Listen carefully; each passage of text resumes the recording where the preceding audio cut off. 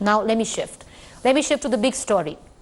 The Prime Minister Narendra Modi just a short while back spoke, in one stroke rejecting all charges of Chinese intrusion. He was, of course, addressing everyone after an all-party meet. Addressing the heads of all major political parties, the Prime Minister said, while India wants peace, the country will not compromise on sovereignty. One big point that came out and has now become a point of contention is when the Prime Minister said that the Chinese never crossed over to Indian territory.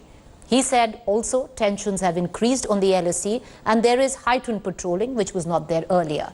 He did pay his tribute to the 20 Galwan heroes, also said that Indian soldiers taught Chinese a tough lesson. However, once again, the biggest point was where he said that the Chinese never crossed into Indian territory. Now, listen in to what the Prime Minister said.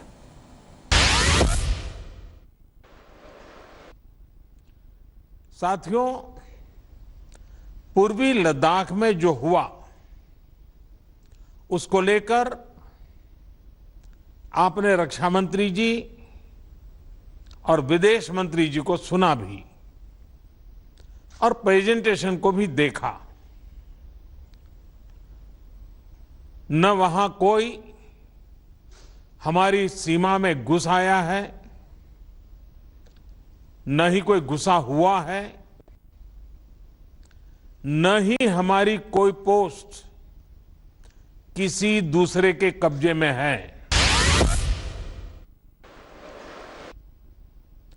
आज हमारे पास ये capability है कि कोई भी हमारी एक inch जमीन की तरफ आंख उठाकर भी नहीं देख सकता।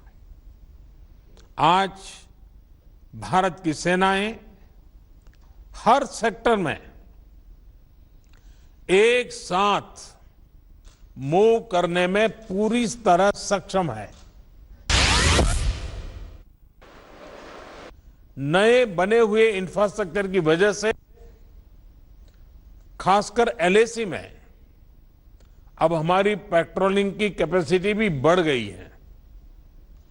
पेट्रोलिंग बढ़ने की वजह से अब सतर्कता बढ़ी है और LAC पर हो रही गतिविधियों के बारे में भी समय पर पता चल रहा है।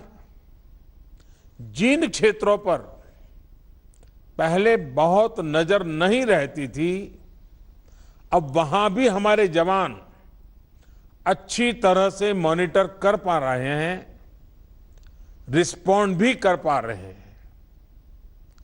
अब तक जिनको कोई पूछता नहीं था, कोई रोकता टोकता नहीं था, अब हमारे जवान डगर डगर पर उन्हें रोकते हैं, उन्हें टोकते हैं।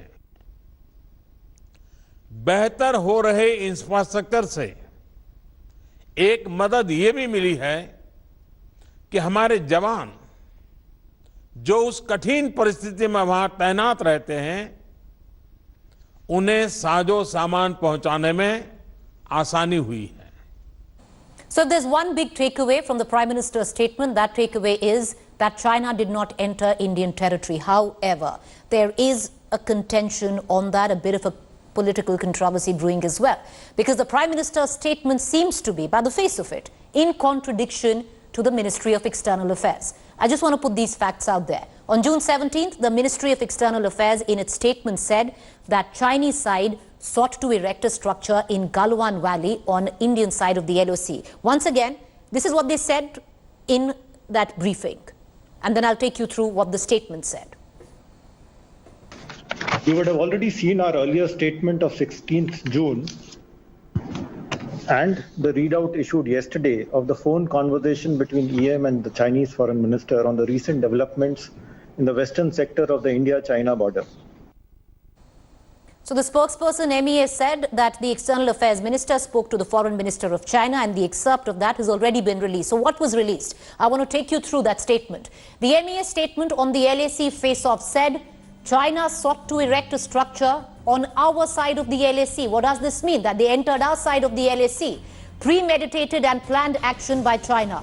China intended to change facts on ground in violation of agreements. How can China intend to change facts on ground when they never entered the Indian territory? All of this is now a bone of contention. To clear the air, I have with me R.P. Singh, National Secretary, Bharatiya Janata Party, Abhishek Dutt, spokesperson, Congress. Appreciate the both of you for having the patience. We went into a bit of breaking news earlier. But Mr. Singh, two quick questions. Number one, MEA says very clearly that there was an attempt to enter the LAC and erector structure in our side. Our side is very clearly mentioned in that MEA statement. The Prime Minister said that the Chinese never entered our territory. Isn't this in complete contradiction? I'm sorry. You are trying to put two together and almost things which don't relate to each other. I mean, Prime Minister said that there's no land which is occupied by the Chinese. There's no post which is occupied by Chinese. There is your earlier program I've seen watching your channel since 7 o'clock today. In your earlier one of the telecasts, it was categorically shown that where the China stands and where do we stand. No, sir. One thing is One thing is. Can I complete? Sir, please. I just want to bring up the statement. What did the Prime Minister say? The Prime Minister said that nobody entered our territory. The statement, I will, sir, but I want to get the statement out. The statement says very clearly, the statement by the MEA says very clearly, China sought to erect a structure on our side of LAC. That would mean they would have entered. Can I complete, please. ma'am, please? Please. So where I left, and I'm quoting your channel only, where around 8 o'clock Rahul Kamal's debate, where he said that between finger 4 and finger 8, there has been always a dispute. We go till finger 8 and they come till finger 4, and this has been there. But their point, their point where they always say is much behind, and where we always say it is much behind. But we both claim that we claim that we are there till finger 8. They claim that they are till finger 4. So at times this happened. It's not happening for the first time. It has happened many times earlier when they and it keeps happening that we come eyeball to eyeball in front of each other. They come inside. They drop beer mugs. They but drop Mr. cigarettes. Singh, what does it mean when the MEA also says China intended to change facts on ground? China can only intend to change facts on ground when they try and enter Indian territory. It also says in violation of our agreement. No, can I answered you? Are you happy, satisfied with the first one, or let me answer the second point? Sir, it's not about me being happy or sad. My job is to ask questions. No. Please, you have all the right to ask, because you are the one who has been chosen by the channel to ask questions on behalf of the public. So let me answer the second part now. See, again, China keeps coming to till finger 4. We keep going till finger 8. That's how it keeps happening. Please go through your telecast only. But the fact is that China has not built up anything till date inside our territory, which is till finger 4. Whatever they are doing is they are doing inside their territory. They keep doing it. So, sir, we went and burnt a tent. Okay, I'm going to come right back to this debate. Another second, please. Please. Another second, please. And let's congratulate our army today for completing their bridge, which was bone of contention. The bridge over the Galwan River. I mean, they have asserted that has been done in spite of all this, what is happening on the border, all this dispute, all this skirmish was happening, our people dying, our people laying their life, and their people dying. So even in spite of that, the bridge has been completed now. So there are lots of questions that have emanated, and they will be asked and they should be asked. I'm going to come right back to you. I have Abhishek Dutt as well, but I want to quickly go to Rahul Srivastav, who is going to get us up to speed on what was the opposition's reaction through this all-party meet. Rahul, can you encapsulate that for us?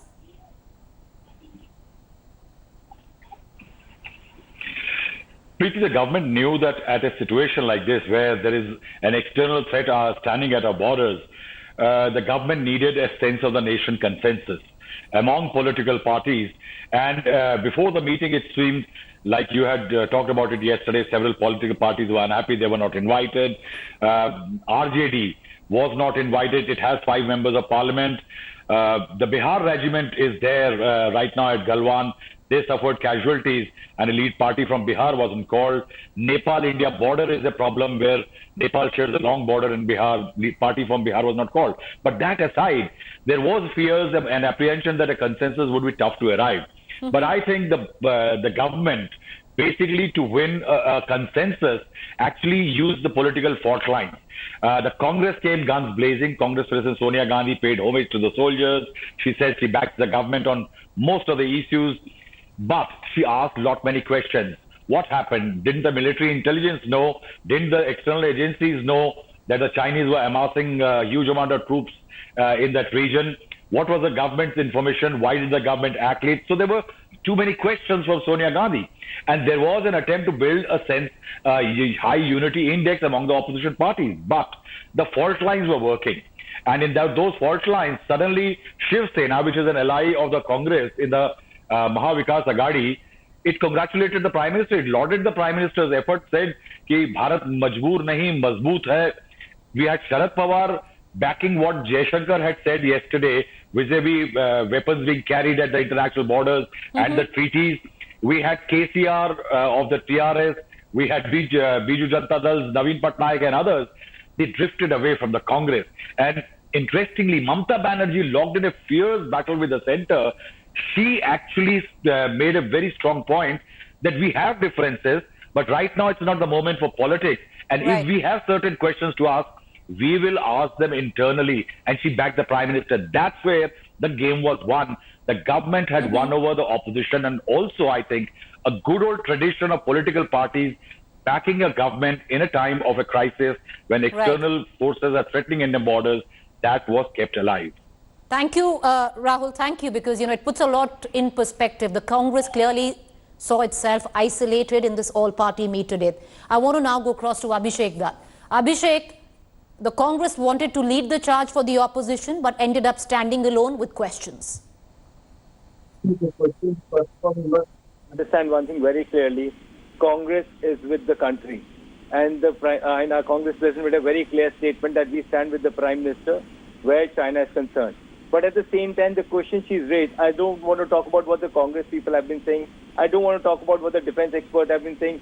My basic question to my friend from the Bharatiya Janata Party is, yesterday the statement of their minister, I want to quote, there's a statement by the Minister of Defense, Shripad Nayak, who said that the Indian soldiers were killed inside the territory. This is not the statement of any political strategist or any senior person. It is a sitting minister from Bharatiya Janata Party, MOS Defense.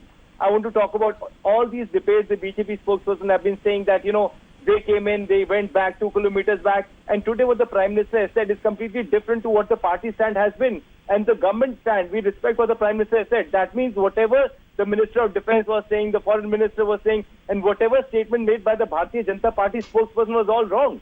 We wanted a simple clarity whether these people have come in or not, whether there were any casualties or not. Till yesterday they said there's not even a single soldier who was in capture, and today 10 soldiers were released. So these are basic questions that the country wants to know. And you must realize in 1962, during the war, Atal Bihari Vajpayee asked for the parliament, which the then Prime Minister accepted, and there was a proper debate in the House, and everything was minuted in the records that they're still available today. Asking basic question and things that the BJP government has been saying till now is completely contradictory to the Prime Minister's stand. But yes, we respect what the Prime Minister said today, but the country wanted clarity. But till today, there's no clarity. Okay, let's just put this in perspective. Is completely different to what his own ministry is taking. Okay, Mr. Dutt, let's put this in perspective. And RP Singh, there are questions which I gave you an example of the MEA statement. Now, the Congress has given you an example of MOS Defense, Mr. Shripad Nayak, who said what he did, which says that Indian soldiers died in Chinese territory. On the other hand, you have multiple questions which are still being raised about arms being used, or why were they not used? Because if for 4 hours there's a carnage going on, our men are being bludgeoned, pretty much beaten to death, why wouldn't they use their arms? Preeti, I'll answer that. Let me share with you. I've worked in Ladakh for quite long for my party only. Abhishek, I'll name few places. This place named Rakinula, whether you heard this name, Damzo, Dom Chali, Shabdi Valley, Tai Pangna. Where are all these places today? Can you answer me? And this all happened. I'm not talking 62, 63. I'm talking between 2008 and 2013, sir. But when I say, I said it earlier also, between finger 4 and 8, there is always a patrolling which is done by both the armies. And then there are times when we cross over, there are times when they cross over. But yes, not a single inch of land is occupied by China as on date of Indian territory. Let's be very clear on this. And this is not me who's saying this. Experts on your channel which have been coming and saying this on regular. I've been watching. Everybody has an opinion. Okay, you know, Mr. Singh, let's shift to this debate. Everyone has an opinion. They must have come on various shows. Let's keep it centric to this debate. Now, why weren't arms used if for 4 hours we are going back to a 1996 agreement? Now, that agreement in the face of impending death and being beaten to death would be violated. And why shouldn't it be violated? Who didn't give orders to use arms if our men were armed? It was not 1996. It was revised again in UPA 1 and UPA 2. And then it was Sir, whenever it was, but we have never reached a situation. Yes. Can I complete? I'll answer the complete question. I'll answer the complete question. So that is the late SOP, the late protocol by the government, by the previous government, and we take it that it has been there in our regime also. But there's a late protocol because at night, midnight, when there's some fist fight happening in darkness, I don't know, but because I'm not on the ground. But the good sense prevails that if you start shooting, you might shoot your own people. You don't know. I mean, in that. Sir, it's hand-to-hand combat. How can you? It was hand-to-hand combat. How can you shoot your own people? It's a carnage that went on for 4 hours. Your CO is killed. Then there is, and it didn't happen like that. Your CO is killed, and then a counter-attack is built by a different officer. Even then, you don't use arms. Questions are there. They will be answered. But 1 second, I just want to get a quick word in from Mr. Dutt. Mr. Dutt, you want to come in? You know, I want Mr. R.P. Singh to see the video of the injured soldier's father, Mr. Balwant Singh. In the video, he very clearly says that my son, he was along 400-500 soldiers who were brutally beaten up by 2,000 soldiers from the Chinese army. I want to ask my friend who's about naming different areas of that area, where were they fighting? Were we inside the Chinese actual line of control, or were we in India? Where was this fight? Where was this physical fight where our soldiers were brutally murdered? I say it's a cold-blood murder. Where was this fight happening? And the Chinese government has been saying that the Indians are coming in. So do you mean what the Chinese government is saying is right? Just get a quick word in. Yeah, RP Singh, sir, just a minute and I need to close the show. Yeah, a very short answer. Abhishek, as I told you, you have never been to Ladakh, and I have stayed in Ladakh for 7-8 years. I named those places which have been captured under your regime. I've been to Ladakh, and let's talk in fact. Were they fighting in China or were they fighting in India? I never intervened. I mean, okay, let's not get into this. Please, you're a sensible channel. So I just named those places that have been that has been handed over on a platter to China by your regime. Let us to come back to the subject. Ma'am, if there's a fist fight happening at night, midnight, at a place where the temperature is minus 0 and almost minus 30 or minus 40, get and hand-to-hand fist fighting happening there. And there's a protocol, and then there Sir, you don't know. Okay, I need to end the show, but everyone today will be asking this one question. Even if there is, if you are armed, why won't you use that arm? Your CO is dead, you're getting beaten to death. Why is it that an order wasn't given? It wasn't a terror attack. It went on for 8 hours, where 4 hours were concerted hand-to-hand combat. With that, I want to close the show. Appreciate you both for joining us. We're going to continue tracking the story closely. Just want to end with this. Now, the world as we knew it today stands at a pre-COVID and a post-COVID era. And what's coming up next is a fine example of post-COVID diplomacy. Standing apart on either sides of a strip of red carpet outside 10 Downing Street, United Kingdom Prime Minister Boris Johnson, French President Emmanuel Macron demonstrated the unusual reality of international diplomacy. Thumbs up, bows and fist, and no contact.